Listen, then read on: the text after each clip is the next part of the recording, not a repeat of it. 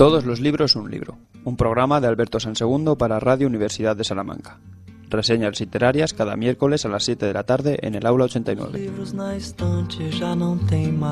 Buenas tardes, sean muy bienvenidos a una nueva edición que creo que vamos ya por 3 o 4 y casi ni hemos empezado curso académico. De hecho, la inauguración oficial del curso académico universitario se produjo hace poquitos días en la Universidad de Salamanca, pero sí que llevamos ya unos cuantos programas de todos los libros, un libro que es el programa que dirige y que realiza para la radio de la Universidad de Salamanca nuestro compañero Alberto Sansegundo, que se nos ha vuelto muy viajero en los últimos tiempos, lo tenemos siempre de ruta. Buenas tardes, Alberto. ¿Qué tal? Buenas tardes. Sí, bueno, en tanto me lo puedo permitir, y creo que por ahora me lo puedo permitir, intentaré, sí, estar, bueno, viajar, lo que tú dices.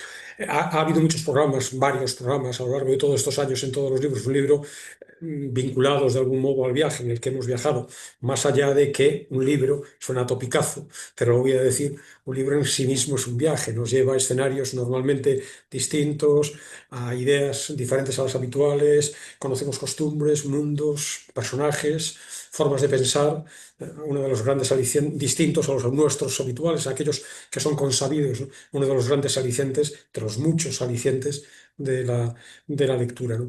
Pero sí, no obstante, la semana que viene ya estaremos en nuestro escenario habitual con alguna cala, probablemente a lo largo del curso, desde escenarios diferentes que no voy a revelar, evidentemente. No, no cala de playa, ¿no? Cala de Bueno, sí, playa, no, pero efectivamente. con otro sentido entonces, ¿no? Efectivamente, sí, Porque creo sí. que ahí donde estás la tienes cerca. Al lado del mar, sí, sí, así es. Bueno, qué Bueno, sí. envidia, Es algo Alberto. ostensible por otro lado. Basta con Comparte verme. algo bueno con nosotros, comparte un buen libro, así que si cuando quieras, pues vamos con esa propuesta para hoy. Bueno, hoy no es un libro, hoy es un mundo. Ah, bueno. Hoy, la semana que viene y la siguiente, ya como he venido prometiendo durante años, pero de una manera más inminente, el anuncio fue la semana pasada, voy a dedicar hasta 3 programas a este movimiento literario, el Oulipo, que ahora en adelante ya digo que voy a pronunciar a la española, o Oulipo, que, bueno, me interesa mucho. Me ha llamado la atención desde hace como mínimo 40 años, conscientemente, porque inconscientemente una de las lógicas del movimiento, que es el juego de con las palabras, las combinaciones, las estructuras extrañas, todo ese tipo de cosas siempre me han gustado antes de que yo conociera al grupo.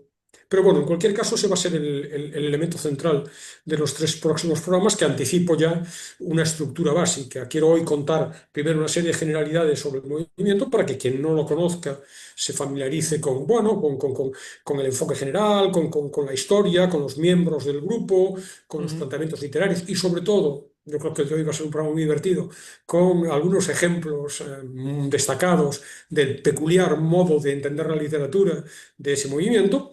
Y luego siempre, hoy en particular, pero también la semana que viene y la posterior, voy a focalizar, por decir así, ese análisis genérico del grupo en un autor específico. En el caso de hoy, la segunda parte de la reseña se centrará en Raymond Queneau, que es, bueno, uno de los fundadores, el padre realmente, y quizá la figura más destacada, por lo menos con una influencia mayor. Quizá Georges Perec, del que vamos a hablar la semana que viene, tiene más repercusión, pero que no es, insisto, el germen, el origen, la referencia, la gran figura de este movimiento. Pero eso será en la segunda parte, como digo, de la reseña. Y me voy a centrar de entrada en hablar del movimiento oulipiano o ulipista, de cualquiera de las dos formas hablaré indistintamente, no sé cómo se puede traducir.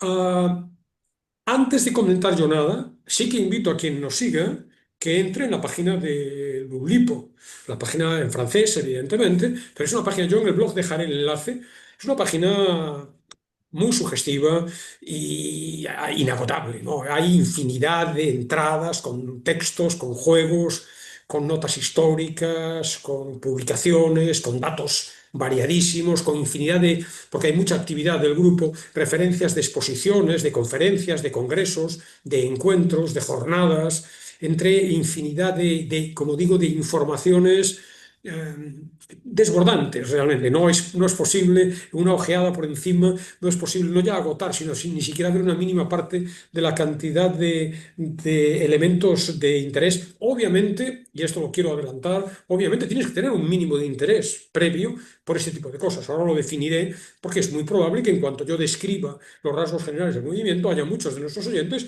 que se alejen, que no les interese en absoluto, ¿no? Tienes que tener una cierta conexión por tus propias circunstancias, por tus propios intereses, reitero la palabra, en esta vertiente que, por simplificar mucho, llamaríamos la vertiente más lúdica, más juguetona de la literatura, ¿no?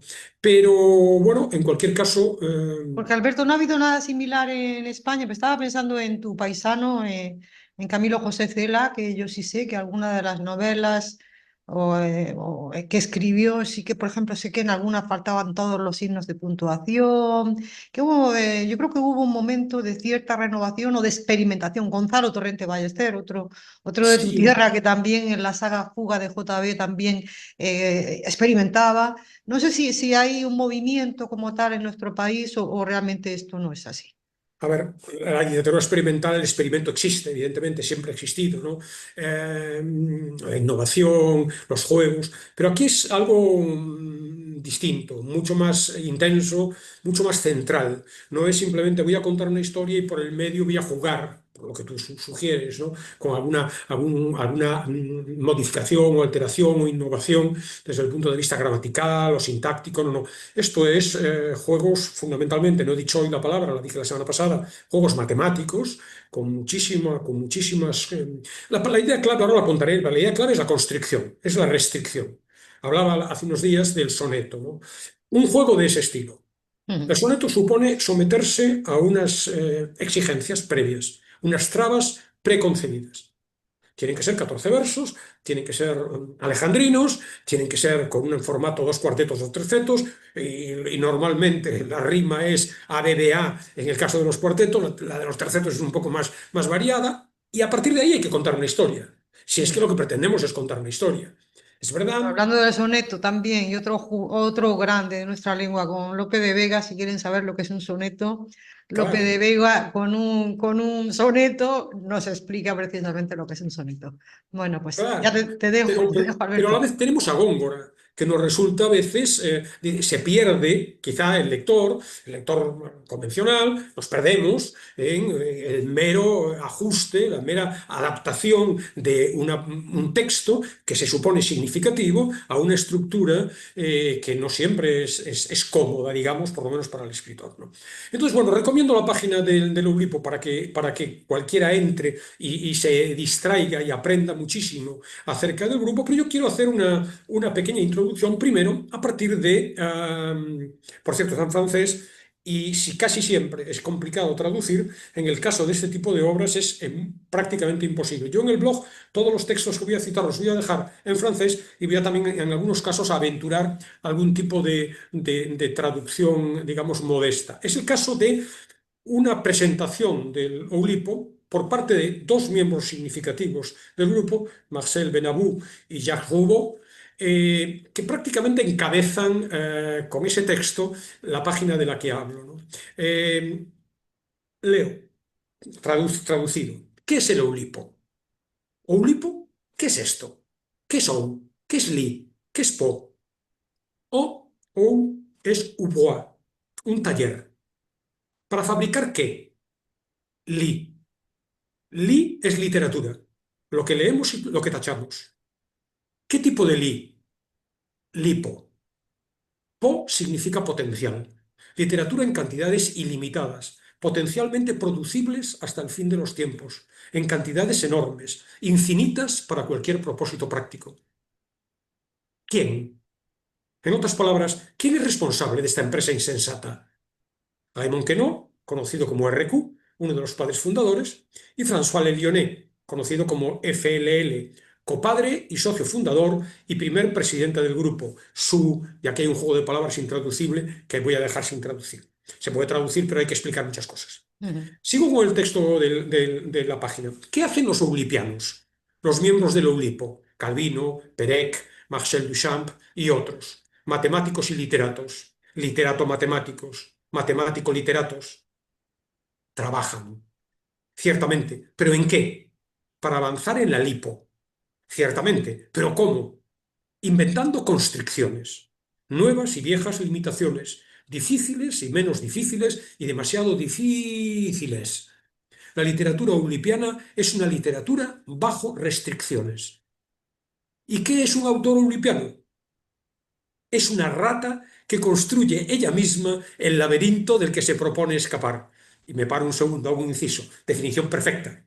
¿Un laberinto de qué? Palabras, sonidos, oraciones, párrafos, capítulos, libros, bibliotecas, prosa, poesía y todo eso. Este es, digamos, el manifiesto programático del grupo, divertidísimo desde mi punto de vista, y que me permite, bueno, glosarlo, ¿no? Fue un movimiento, es un movimiento, porque sigue vivo. Por cierto, no he cerrado la respuesta a tu pregunta de la... Sí, sí, en parte solamente. Viene ahora a propósito del movimiento y de que sigue vivo, de que en España como tal no hay miembros del grupo salvo Pablo Martín Sánchez. Por tanto, no es los juegos experimentales que podemos encontrar en diferentes autores, sí, bueno, pueden tener un nexo común con este movimiento, pero el planteamiento es muy singular, muy específico y no es nada común, justo al contrario. Entonces, es un movimiento, digo, empezó en los años 60, que sigue en la actualidad, que se centró o centró la actividad literaria de sus componentes fundamentalmente en lo lúdico y en las matemáticas, en la creación basada en este concepto, la contrainte, la constricción, la restricción. Se trata de someter el lenguaje de una manera intencionada, la rata que se mete en el laberinto del que tiene que salir, a trabas, a limitaciones léxicas, verbales, fonéticas, sintácticas, ortográficas y en muchos casos también matemáticas, algorítmicas, combinatorias, al modo en el que está, como digo, un soneto. Alguien ha dicho, uno de los miembros del Euripo ha dicho, no hay nada más eulipiano que un soneto. Y por tanto construyendo unas obras experimentales, claro, irreverentes frente a las convenciones literarias, muy singulares, normalmente más centradas en el significante que en el significado, pero que sin dimitir de la voluntad de contar historias, lo que hacen es explorar las posibilidades expresivas del idioma, al que fuerzan, lo estiran, lo exprimen al máximo, dentro de esos obstáculos que voluntariamente se imponen, para, bueno, acabar mostrando formas expresivas, como digo, no previsibles, distintas de las normales, ¿no? Los padres fundadores, que son François Lelionet, Marcel Benabou y Jacques Roubaud, tres de los padres fundadores, junto con la figura tutelar de Raymond Queneau, bueno, pusieron en marcha el movimiento, que tiene nombres destacados como este Georges Perec, del que hablaremos la semana que viene, el italiano Italo Calvino, y por poner algunos conocidos en el seno ya de nuestro programa, Hervé Letelier, del que presentamos aquí hace unos años La Anomalía, una novela formidable, Pablo Martín Sánchez, del que también hablé aquí hace más de 10 años, sobre ¿Cómo la pasa el novela. tiempo? Yo recuerdo cuando vino a presentar su libro aquí a la Feria del Sí. Libro de Salamanca. El anarquista que se llamaba Como yo. Eso Voy a es. volver sobre todos estos, pero en próximas emisiones del programa. Y bueno, todos ellos, estos miembros muy distintos, ¿no? Con personalidades muy diversas, hombres, mujeres, menos mujeres que hombres, jóvenes o viejos, franceses o extranjeros, escritores, matemáticos, conocidos y desconocidos, que tienen en común, todos ellos, la idea, la voluntad de escribir bajo coacción, por decirlo así. Es decir, el gusto también por compartir sus hallazgos y por la convivencia y por una cierta sutil, pero en algunos casos descacharrante forma de humor, ¿no? También están, bueno, de incorporaciones tardías. Algunos, Michel Oden, de la que hablamos la semana pasada, se incorporó al grupo en 2009. Pablo Martín Sánchez en 2014. Hervé Letelier en el 92. Y de los que voy a presentar, o de los que ya he hablado también en programas anteriores, Jos Perec es del 67. Es casi fundador. El origen es del año 60, un grupo de amantes de la literatura, con esa figura de Raymond Queneau, esto funda el grupo, con una voluntad de escapar de las líneas dominantes entonces de la literatura francesa, que era fundamentalmente herederos del surrealismo y luego los seguidores del compromiso de Sartre, y bueno, lanzados a la búsqueda de nuevas formas, de estructuras, esto digamos de cauces, protocolos en los que entrar y luego jugar a partir de ahí, ¿no? el grupo crece formando realmente una serie de un círculo de personajes bastante excéntricos. Yo voy a dejar en el blog una foto de una reunión de ellos que, siendo como son disparatados e hilarantes en muchos casos y además muy experimentales, los ves. Estamos hablando de los años 60, el modo de vestir también. Son unos señores muy grises, aparentemente anodinos, pero que los ves ahí y dices, bueno, estos son una convención de filatélicos, ¿no? Y sin embargo, bueno, todos unidos por esta idea de lo lúdico, por la admiración por el maestro y por esta voluntad de explorar las relaciones entre matemáticas y literatura, ¿no? Crean un grupo, pero no lo crean en realidad, son muy contrarios a la noción de movimiento institucionalizado, no quieren jerarquías, no quieren dogmas, no quieren tampoco, porque dicen que cuando los grupos se crean inmediatamente sale una lista de desafectos a los que hay que expulsar, y por lo tanto rehuyen este tipo de pautas. Como el Groucho Marx, ¿no? Exactamente. En ese club en el que yo no estaría. ¿Cómo era que No, no quiero pertenecer a yo un no estaría club, en un nunca club que me pertenecería a un admitiera club como socio? que me admita como miembro, ¿no? Mm. Esa es, ¿no? Entonces, bueno, se reunían una vez al mes de manera discreta, con muchísimo trabajo, porque ya verás que las propuestas son tan desbordantes que exigen muchísimo esfuerzo, mucha imaginación y sobre todo grandes dosis de humor, ¿no? Entonces, guiados por ese principio rector, la constricción, la restricción, se mueven en dos frentes. Uno, inventar nuevas formas, nuevas restricciones, nuevas estructuras, y luego trabajar sobre obras literarias ya preexistentes para encontrar en ellas las huellas de lo que en el presente, en la actualidad, de manera contemporánea, ellos están haciendo. Desde fuera, se puede pensar que no conozca al grupo y solamente lo esté conociendo a partir de mis palabras, se podría pensar que, bueno, visto el propósito tan arbitrario, tan extravagante y a la vez tan restrictivo del grupo, ¿no? Podría resultar limitante y reduccionista, ¿no? De tal manera que esta obligación de someterse a unas pautas podría parecer desde fuera como, digamos, castrante, ¿no? Esta idea de encajar en un corsé férreo, ¿no? Y sin embargo, de manera paradójica, la restricción, la ausencia de libertad, se muestra como extraordinariamente fecunda, ¿no? Despierta la imaginación, obligado a moverte dentro de un cauce estrecho, amplías las posibilidades, le das más vueltas, por decirlo así, a la cabeza, exploras, investigas y por tanto acabas sacando de quicio, vamos a decirlo así, al lenguaje, encontrando en él posibilidades que en condiciones normales resultarían inimaginables, ¿no? Desde ese núcleo central, el grupo ha ido creciendo en esas 6 largas décadas de vida. Sus figuras más destacadas, singularmente, fundamentalmente, estas dos, Raymond Queneau y Jos Perec, han alcanzado el estatus realmente de clásicos. Son los dos únicos autores del grupo, pero es mucho que sean dos, porque el círculo en el que se van a ser acogidos es bastante restringido, en acceder a la colección de la editorial, la colección La Pléiade, de la editorial Gallimard, que ahí no entra nadie, es muy difícil. Yo recuerdo las palabras de emoción de Vargas Llosa hace unos años cuando su obra se publicó en esa colección, diciendo que era el día más feliz de su vida, ¿no? Y no había un énfasis excesivo, es creíble esa afirmación, ¿no? Pues ahí están los dos, quiero decir que también como un elemento, si puede resultar disuasorio esta idea, no, qué rigidez, que esto va a ser ilegible, pues que se sepa que en el canon de la literatura francesa están estos dos escritores de los que hoy voy a hablar, hoy y la semana que viene voy a hablar. Además, bueno, se multiplican por todas partes las traducciones, muy complicadas, pero digamos las literaturas de cada país no tienen miedo, al contrario, tienen la valentía de intentar acoger las traducciones de las obras de estos autores. Se multiplican también los ensayos académicos, los trabajos universitarios, da muchísimo juego. Hay infinidad de referencias críticas al enfoque y a los postulados euripianos. En Francia, también en España, pero sobre todo, y en otros países imagino, pero en Francia sobre todo, prosperan talleres, asociaciones, clubes de lectura vinculados o guiados por estos enfoques, ¿no?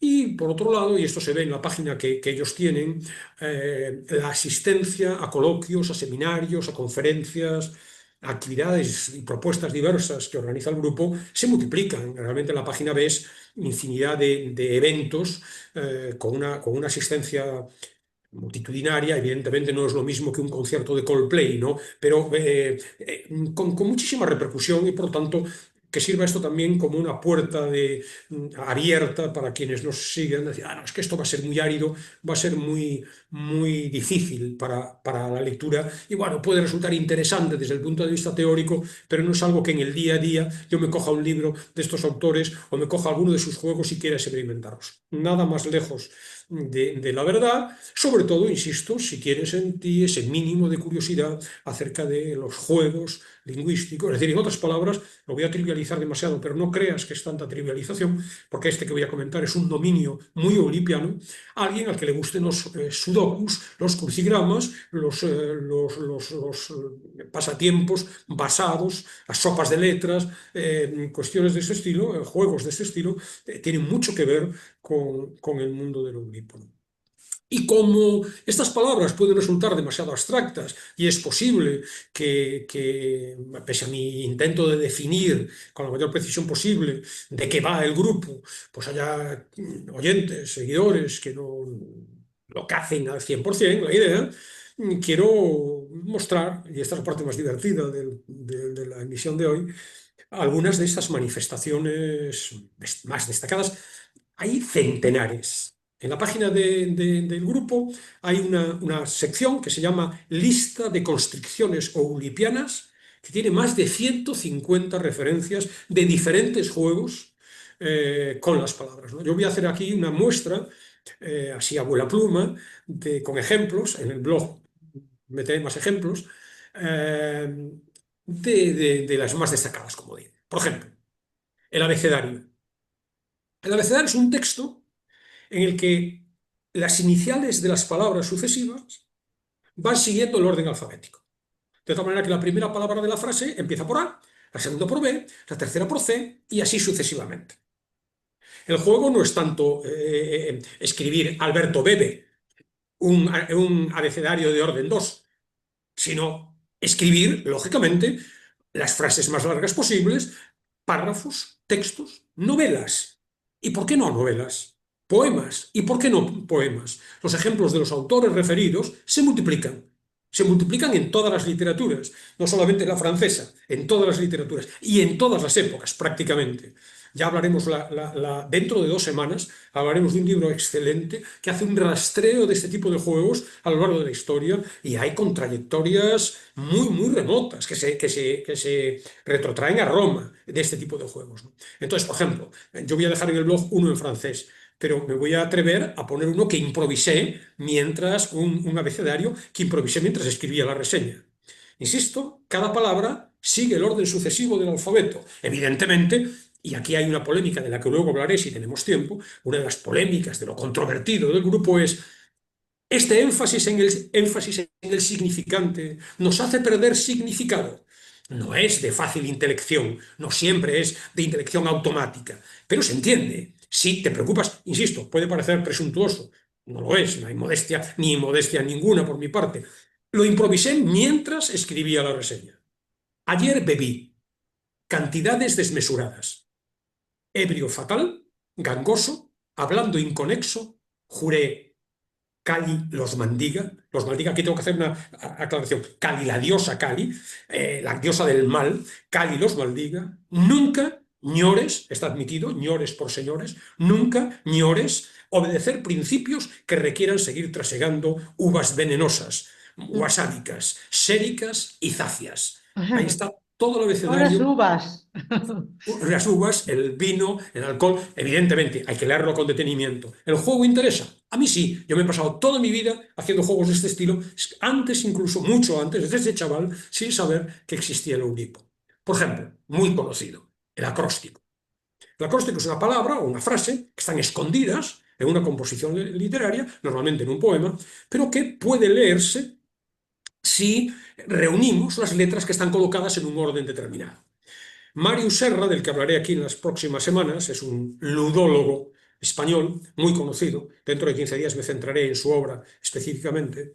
Cuenta cómo Fernando de Rojas, en el prólogo a la Celestina, incluye un acróstico extensísimo.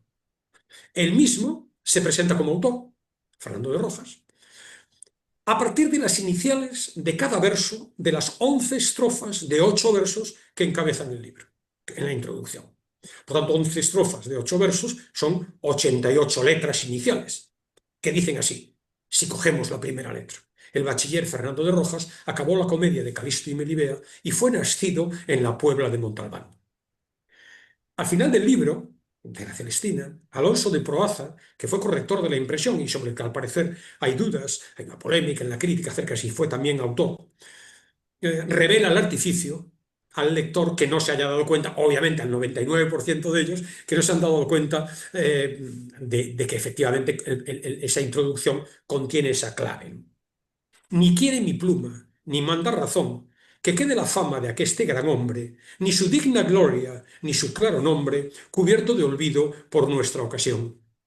Perende juntemos de cada renglón de sus 11 coplas la letra primera, las cuales descubren por sabia manera su nombre, su tierra, su clara nación. Por lo tanto, como ves, el juego no es un invento de los años 60, tiene su trayectoria, ¿no?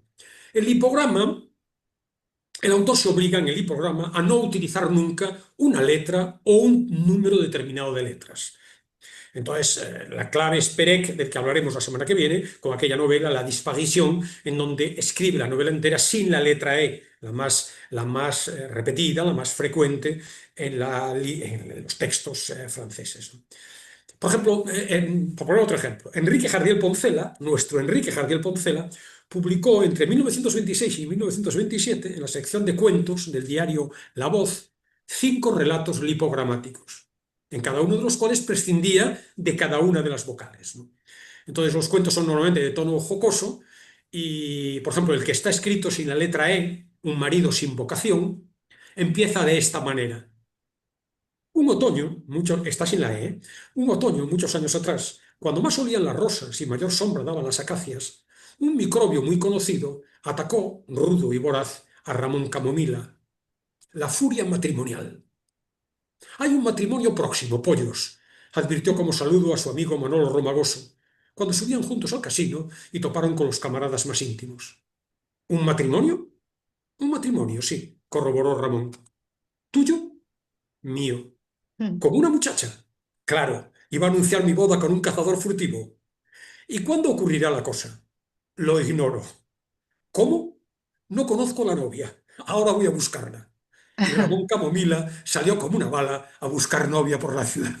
Ahí empieza el cuento lipogramático en E de Bueno, Jardiel Ramón Poncela. Gómez de la Serna también Sí, innovó bueno, mucho juegos en de ese ese estilo sentido, hay, ¿no? ¿no? También Pero, jugaba mucho. claro, jugaba, ¿no? Esta dimensión que hablamos lúdica, divertida, juguetona de la literatura, ¿no? Más conocido es el palíndromo. El palíndromo son las frases o palabras que se leen igual, con el mismo sentido, en una dirección o en otra. Roma y amor es una frase palindrómica. Adán, nada, es también una muy breve frase palindrómica. Si nos metemos ya en honduras más largas, Anita, la gorda lagartona, no traga la droga latina, es una frase más larga, palindrómica. Muy famoso, palíndromo, que además incluye otro tipo de juego, que es el monovocalismo. El monovocalismo es emplear solamente una vocal en las frases. Es real, al parecer. Lo pronunció, son las palabras de Theodore Roosevelt cuando inauguró el canal de Panamá. En inglés es a man, a plan, a canal, Panamá, a canal. Se lee igual en un sentido o en otro y solamente la única vocal que se utiliza es la A. Hay un calendario catalán, lo hay en todas las lenguas, hay juegos de este estilo oulipianos en todas las lenguas. Oulipiano es del grupo Oulipo, los juegos ludogramáticos no tienen por qué ser del grupo Oulipo, ¿no? Ramón Giné, que tiene un libro, un calendario, digo, con 365 palíndromos, uno por cada día del año. En los 11 primeros meses del año, cada uno de los palíndromos pertenece a un palindromista catalán. Mientras que en el mes número 12, cada día lleva el nombre de un personaje famoso cuyo nombre o apellido es palindrómico. Por ejemplo, la escritora Anais Nin, o la actriz Daryl Hannah, que se escribe igual el apellido, o el director de cine Julio Medem, o la tenista Mónica Seles, o el filántropo húngaro George Soros. Bueno, ese es el juego, para que veas que el palíndromo se da con muchísima frecuencia. El método S+7, que tiene muchas variantes, consiste en coger un sustantivo de una frase y sustituirlo por el que en un determinado diccionario ocupa el lugar 7 veces posterior, 7 plazas posteriores, 7 lugares, 7 palabras posteriores a aquella que queremos sustituir. Tiene muchísimas variantes, es S+7, pero puede ser S+3 o S-5. Además, tiene la opción de V+3. V+3 es que sustituimos el verbo por el siguiente verbo, el tercer verbo siguiente en el diccionario, o A+7, adjetivo, o adverbio +7. Entonces, por ejemplo, puede haber un mix. S+12, A+5, V+7, sustantivo +12, adjetivo +7 y verbo +7 también, aplicado a la primera frase del Quijote. El resultante es este. En un lujo de la mandarina, de cuyo nomo no raciono acotolarme, no heldea mucho tifus que vomitaba una hidrartosis de las de la Odicese en adefagia, astringencia antijurídica, rodaballo flamenco y galicinio correligionario. Imagino que estarás pensando, y probablemente muchos de nuestros oyentes, ¿y esto dónde quiere ir? Bueno, ya debatiremos esto si tenemos tiempo luego al final. En cualquier caso, por ahora cuento los juegos. El sesquipedalismo, que yo me recuerdo de pequeño jugando esto, sin saber que se llamaba así, consiste en buscar la palabra más larga en cada idioma. Y hay ejemplos en todos ellos. Yo lo más largo que he encontrado en español es, y no sé si existe la palabra, si está admitida, es contrarrevolucionariamente, que tiene 21 letras. Bueno, se trata de jugar. La banana es una limitación, una restricción, que consiste en buscar Creo que palabras. esternocleidomastoideo tiene las mismas. 21 también. Creo que sí, me estoy contando aquí Habría que buscarlo, rápido. habría que buscar. La banana es curioso porque son textos que alternan vocal-consonante, vocal-consonante. Entonces, por ejemplo, la cara de la niña cubana de Copacabana no dice nada. Ahí hay consonante, la L, y vocal, consonante vocal, ¿no? Eso es una 21CV. 21CV es 21 consonante vocal. Yo dejo en el blog otra de 71 CVs, pero no la voy a leer porque no tenemos tiempo. La bola de nieve es un poema en el que el primer verso tiene una única palabra, el segundo verso dos, el tercero tres, el cuarto cuatro, y así sucesivamente. Se trata de una bola de nieve de longitud 7, tiene 7 versos, el último con 7 palabras. La avalancha es todavía mucho más compleja, porque la avalancha es una bola de nieve de longitud 1, seguido de una bola de nieve de longitud 2 y una bola de nieve de longitud 3. Luego tenemos un poema con un verso, primero una bola de nieve de un verso, otro de 2 versos, 1, 2, 1, 2, 3 y así sucesivamente. La bola de nieve derritiéndose es una bola de nieve que crece, 1, 2, 3, 4, 5, 6, 7, y que luego decrece, 6, 5, 4, 3, 2, 1. De tal manera que en el blog pondré la imagen, la representación gráfica es un rombo. Gráficamente, porque hay muchos juegos también que no se pueden describir, hay que verlos, porque solamente tienen transcripción gráfica, ¿no? Hay un caligrama de Loulipo muy famoso, de un poema dedicado por uno de los miembros de Loulipo a otro, que es un caligrama, no sé si en 15 o en 17. El psicograma es un juego que se basa en buscar palabras que terminen como empiezan. Por ejemplo, Ámsterdam. Am. Ese es un ciclograma de grado 2. Narbona, ciclograma en grado 2. El ciclograma más tautológico es aquel en el que no sobra ninguna palabra, ninguna letra en la palabra. Por ejemplo, adorador. Adorador es un ciclograma y además no deja nada fuera. Ador. El bifronte, tiene que ver con el palíndromo, es una palabra que tiene sentido en las dos direcciones. Roma. Si lo leemos en el otro sentido, es amor. La mina de sal es al revés, la sed natural. El cuadrado mágico, aquí habría que ver la imagen, son 5 palabras dispuestas en un cuadrado. Perdón, 5 palabras, sí. De 5 palabras, de 5 letras cada una, dispuestas en un cuadrado, de tal manera que se pueden leer en todos los sentidos, horizontal, vertical, a la derecha, hacia la izquierda, en el mismo sentido. El más conocido, que tiene hay mucha historia sobre ello, en Roma, Sator Arepo, tenet opera rotas. Hay una película, Tenet, basada en este juego, y hay un libro de Umberto Eco también basado en este juego. Curiosísimo, muy interesante, y además muy revelador de cómo funciona el Ulipo, es el juego que se llama El Prisionero. El prisionero parte de una construcción muy curiosa. Tenemos un prisionero en una cárcel y tiene muy poco papel y tiene que escribir un mensaje de socorro. Y como tiene muy poco papel, debe prescindir de lo superfluo. ¿Y qué es lo superfluo? Todas aquellas letras que se salgan de la línea por arriba o por abajo. La B, la D, la F, la G por abajo, la P por abajo. Por lo tanto, tiene prohibido utilizar ese tipo de letras. Perec tiene textos hechos con el juego del prisionero extensísimos y, evidentemente, forzando el sentido, pero inteligibles, con dificultad, pero inteligibles. Un texto creciente es también muy, muy bonito, ¿no? Es una frase en donde cada palabra tiene una letra más que la anterior. De manera que la primera palabra de la frase tiene una letra, la segunda dos, la tercera tres. Por ejemplo, yo construí también sobre la marcha un texto creciente para ilustrar en el blog esto. A mí, A, una letra, mi, dos, las vías rotas suelen hacerme incómodo frecuentar convencido ubicaciones ferroviarias. Eso tiene sentido, forzado, pero tiene sentido, y hasta ferroviarias que tiene 2, 4, 6, 8, 10 y 12, he ido haciendo crecer la frase con una letra más en cada palabra. El tautograma obliga al creador a utilizar palabras, solo palabras, que empiecen por la misma letra. Entonces hay ejemplos magníficos en la historia de la literatura y yo voy a incorporar al blog, no lo puedo leer aquí, uno delirante, pero que tiene 100 palabras. Papá, perdóname. Problemático parece perder paraguas. Preocupa, provoca pesares, padecimientos, pero pretendo, pensativo, paliar penosa pifia, promoviendo plan plausible. Bueno, esto es un tautograma.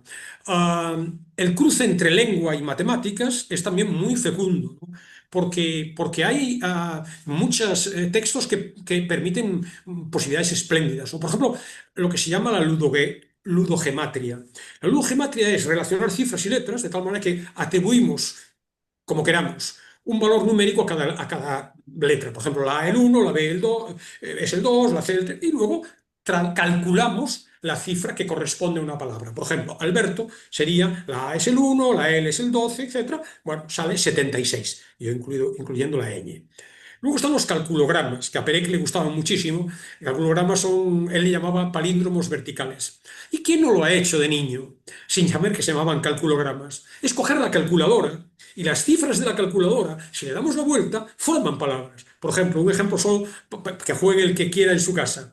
La cifra 57388309, obviamente jugamos con los parecidos. El 3 es una E si le damos la vuelta. El 9 invertido pues sería una G. Y así, bueno, pues 57388309 invertido es Goebbels, el funesto político alemán, ¿no? Hay luego montones de exigencias de densa dificultad matemática que implican conceptos de álgebra, de teoría de grafos, de topología, de códigos binarios. Voy a decir palabras, ¿no? La pseudoquenina de orden 10, con los que jugaban algunos, Perec en particular, el bicuadrado latino octogonal de orden 10. Tanto la vida de instrucciones de uso, que es el libro fundamental de Perec, como la obra entera de Raymond Queneau, hay muchas de estas cosas. Y quiero citar, porque es genial, es para convertirse en matemático solo por ella, a Marta Macho Stadler, bueno, es una entusiasta realmente, porque ha escrito varios artículos sobre los juegos matemáticos en en la obra de los miembros del Ulipo. Y es tan entusiasta que dice en algún momento, entre admiraciones, una auténtica belleza. Y dice, o la prueba para hacer esto es sencilla y preciosa, ¿no? Es una muy divertida, pero muy sabia profesora de topología en el Departamento de Matemáticas de la Universidad del País Vasco y es colaboradora de un blog de ciencia y tecnología de esa universidad. Bueno, al margen de la eficacia lúdica, ¿no? Han servido estos juegos para levantar una obra que en algunos casos, como decía, es muy, muy, muy estimable. Que, dándole importancia al significante, no olvidan el significado, cuentan historias por simplificar. Entonces, hoy traigo, como decía, la segunda parte, ya más breve del programa, al autor fundamental, ¿okay? Raymond Queneau, con su obra esencial. Esta está en francés, que es Ejercicios de estilo. Entre los años 42 y 48, 1942, perdón, y 46, Raymond Queneau, escritor y matemático, fue dando cuerpo a una idea que es la de narrar una misma historia de diferentes formas. El origen era, para él lo cuenta en el prólogo de esta edición francesa del año 63, era bueno, el arte de la fuga, la escucha del arte de la fuga de Bach, con las variaciones que van proliferando hacia el infinito a partir de un tema nimio. Pues bueno, en el año 47 publicó este Ejercicios de estilo, en donde el autor recrea una anécdota trivial, que es un encuentro insustancial, azaroso, en un autobús, para a partir de esa primera referencia contarlo, el mismo suceso, de 99 maneras distintas. Cada una de las cuales, pues bueno, incluye juegos verbales, efectos retóricos, transformaciones textuales, registros comunicativos, enfoques literarios distintos y luego infinidad de variantes léxicas, sintácticas, estilísticas. En España se vio la luz en el año 87, un libro que es otro clásico, ya en edición de Antonio Fernández Ferrer para la editorial Cátedra. No sé si nuestros seguidores en YouTube pueden ver lo amarillento que está. Sí, sí, sí. Y lo desgastado y la tipografía totalmente, bueno, pues hoy inhabitual ya en los libros actuales, ¿no? Una traducción complicadísima, que es en realidad una invención. Algunas referencias concretas de algunas de las versiones de Queneau, él las tiene que actualizar. Y dice, quizá cosas así me permitirían conocer a los señores de la Real Academia, del Gijón y de la editorial Cátedra, trasladando a nuestro entorno, a nuestro contexto, algunas de las referencias que hacía Perec en su libro, ¿no? Voy a leer brevemente, es muy breve, cada página, más allá del estudio preliminar, que hay un estudio preliminar, en cada página hay una de las 99 versiones del mismo hecho. La primera, la llaman notaciones, dice así: en el S es un autobús, en el S a una hora de tráfico, un tipo de unos 26 años, sombrero de fieltro con cordón en lugar de cinta, cuello muy largo como si se lo hubiesen estirado. La gente baja. El tipo en cuestión se enfada con un vecino. Le reprocha que lo empuje cada vez que pasa alguien. Tono llorón que se las da de duro. Al ver un sitio libre, se precipita sobre él. 2 horas más tarde, lo encuentro en la plaza de Roma, delante de la estación de Saint-Nazaire. Está con un compañero que le dice, deberías hacerte poner un botón más en el abrigo. Le indica dónde, en el escote y por qué. Esa es la historia. Trivial, anodina. Pero a partir de aquí hay 99 versiones. Por ejemplo, hay una versión retrógrada, en donde cuenta la historia de atrás para adelante. Hay otra que llama vacilaciones, donde todo lo que se cuenta se lo cuenta entre dudas. Hay otra con interjecciones, hay otra versión redactada como si se tratara de una carta oficial, otra que incluye los colores, diferentes colores, otra en tono insultante, con prosa de propaganda editorial, con connotaciones gastronómicas, la misma historia del autobús, ¿eh? Otro en alejandrinos, otro con onomatopeyas, otro con la notación teatral, como si se tratara de un guión teatral, otro, claro, un lipograma en E, con anglicismos, con galicismos, con latín macarrónico, con helenismos, con términos botánicos, con olores, con aspectos gustativos, visuales, auditivos, táctiles, 99 versiones. Un clásico muy citado, muy repetido y muy experimentado en diferentes lenguas, ¿no? Voy a leer brevemente otro. Injurioso, una versión, la versión injuriosa, insultante. Tras una espera repugnante bajo un sol inaguantable, acabé subiendo en un autobús inmundo, infestado por una pandilla de imbéciles. El más imbécil de estos imbéciles era un granuja con el gañote desmedido que exhibía un guito grotesco con un cordón en lugar de cinta. Este chuleta se puso a gruñir porque un viejo chocho le pisoteaba los pinreles con un furor senil, pero enseguida se arrugó, largándose a un sitio vacío todavía húmedo del sudor de las nalgas de su anterior ocupante. 2 horas más tarde, qué mala pata, me tropiezo con el mismo imbécil que charla con otro imbécil delante de ese asqueroso monumento llamado la estación de Saint-Lazare. Parroteaban a propósito de un botón. Me digo, aunque se suba o se baje el forúnculo, mona se quedará, el muy requete imbécil. Ejercicios de estilo. Quiero comentar a nuestros oyentes que hace muchísimos años, varios lustros, yo en Buscando Leones en las Nubes dediqué 2 programas a este libro, presentando diferentes versiones ilustradas o acompañadas de distintas versiones de una misma canción. Un clásico francés, Le Feuilles Mortes, Las hojas muertas, que tienen más de 500 interpretaciones en el mundo entero. Yo presentaba, me parece que eran unas 40 de estas versiones, tanto de la canción como del libro de Raymond Queneau. Está en el blog de Buscando Leones en las Nubes. Quiero también indicar que el influjo de esta obra es extraordinario. Ha habido muchísimas traducciones, como digo, inspirador de programas radiofónicos, de espectáculos teatrales, de discos, de canciones, de alguna película, de textos literarios o incluso de algún cómic genial. Y traigo el cómic genial. El cómic genial es 99 ejercicios de estilo. El libro de Queneau eran 99, pero no lo incluía en el título. Aquí hay 99 ejercicios de estilo. Es de Matt Maiden, un historietista estadounidense, miembro del grupo OUVAPO. OUVAPO son las siglas en francés de Taller de Cómics Potenciales. Lo que hace Matt Maiden aquí es coge una primera historia, cada historieta, lo muestro para quienes puedan verlo en YouTube, una historieta contada de 99 diferentes historias desde el punto de vista gráfico. Tenemos una primera viñeta, una primera página con 8 viñetas normalmente, y se nos cuenta, se nos dibuja, se nos muestra gráficamente con estilos en donde se modifica muy distintos, modificando la disposición, modificando el número, modificando el tamaño de las viñetas, recreando los rasgos estilísticos en citas inequívocas de grandes autores del género. Hay menciones clarísimamente, insisto, menciones estilísticas a Tintín, a Hergé, en realidad, al western, al terror, al manga, a los superhéroes, a los tebeos de alienígenas, al género gótico, a la publicidad, a panfletos religiosos. Bueno, el libro apareció en España por primera vez en el año 2005. Se ha vuelto a reeditar el pasado 2003 por Salamandra, en un hecho insólito. Es el único país del mundo en donde ha tenido reedición este libro, con traducción de Carlos Mayor, que vierte a nuestro idioma pues, los bocadillos y los textos que acompañan la edición. Los textos son ciertamente sustanciosos. Está el prólogo de la edición original de 2005, está un epílogo dirigido a los lectores españoles de 2023 y hay notas aclaratorias de las claves de algunas de las páginas que quizá no se entienden de un modo natural. Para no perdérselo. Muy, muy entretenido, muy divertido y además con muchas connotaciones, como digo, oulipianas, ¿no? Y para cerrar, volvemos a Queneau. Otra de sus obras más representativas es 100.000 millardos de poemas en francés, que en plural debería ser, en puridad debería ser traducido por 100.000 millardos de poemas, porque el millardo es para nosotros 1.000 millones.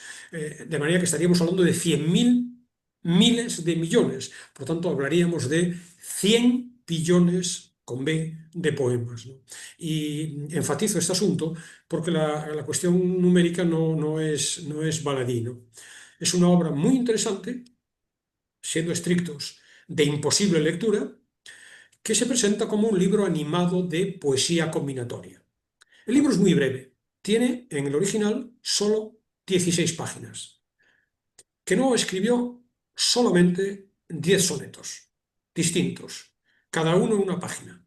14 versos alejandrinos, en decasílabos, por lo tanto, agrupado en 2 cuartetos y 2 tercetos, con la rima B-A-B en los cuartetos, en este caso C-C-D y E-D en los tercetos, que yo en el blog dejaré una muestra de uno de los 10 sonetos. Un primer soneto. La peculiaridad, recuerdo que el título es 100.000, el traducido 100.000 billones de sonetos, ¿no? Cada uno de los versos aparece paginado en cintas, en lengüetas, en pestañas independientes que se pueden mover. De tal manera que esos 10 sonetos, combinando los diferentes versos de unos y de otros, esa combinación, esa máquina de producir poemas, que propone Queneau, consiste en que el lector puede crear todos los poemas que quiera, a partir de las diferentes combinaciones entre cada uno de los versos de cada uno de los 10 poemas. Hay constricciones, hay restricciones, en el caso de que no, los sonetos resultantes deberían ser legibles, independientemente de la combinación que elijamos. Ah, se pueden leer de la forma que se quiera. Por ejemplo, cabe una lectura convencional. Leemos un soneto, el otro, y son 10 sonetos. Pero se puede coger el primer verso del primer soneto y combinarlo con los 10 posibles segundos versos de los diferentes sonetos, y luego con los 10 de los terceros. Leo a que no en la explicación del juego. Hay 10 opciones independientes para un primer verso. Para cada uno de estos, 10 opciones independientes para un segundo verso, lo que da 10 veces 10, 100 posibilidades. Con el tercer verso hay 1000 opciones posibles, luego 10.000, 100.000 y finalmente 100.000 millardos, es decir, 10 a la 14, es decir, 100 billones de poemas. Con humor que no nos dice, si lleva 45 segundos leer un soneto y 15 segundos cambiar las cintas en que están impresos, a un ritmo de lectura de 8 horas por día durante 200 días al año, se tarda más de 1.000.000 de siglos en agotar las posibilidades del libro, mientras que leyendo todo el día, los 365 días del año, lleva 198.258.751 años, más algunas horas y minutos, sin tener en cuenta los años bisiestos y algún otro detalle, apostilla con humor. Bueno, más allá del juego, hay infinidad de trabas interesantes, no se puede repetir, se prohibió repetir palabras, no podía usar rimas demasiado comunes ni demasiado raras. En cada cuarteto tendría que haber como mínimo 40 palabras diferentes y en cada terceto como mínimo 20. Se tenía que mantener el ritmo de cada verso y la rima conjunta. La estructura gramatical tendría que ser la misma aunque se sustituyeran los diferentes versos. No podía haber desacuerdos entre los géneros, masculino y femenino, entre los números, singular y plural, de un verso a otro.